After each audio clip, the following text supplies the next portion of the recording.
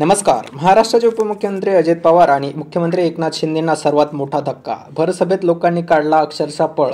दोन्ही नेत्यांची भाषणं सुरू होण्याआधीच संपूर्ण रिकाम्या खुर्च्या. सभा झाल्यानंतर मात्र संताप. मित्रांनो, सविस्तर बातमी जाणून घेऊया. सध्या कोल्हापूरचा आढावा घेण्यासाठी मुख्यमंत्री श्री एकनाथ शिंदे आणि अजित पवार या भागात मीटिंग घेण्यासाठी, कार्यकर्ता मेळावा घेण्यासाठी आले असताना या भागातील सध्या खूप मोठी समस्या पुढे आली आहे. भाजपमध्ये त्यांना उमेदवारी न मिळाल्यामुळे ते नाराज असतानाच आता मात्र शिंदे गटातील नेत्यांचा सभा देखील आता पूर्णपणे फेल होऊन गेल्या आहेत.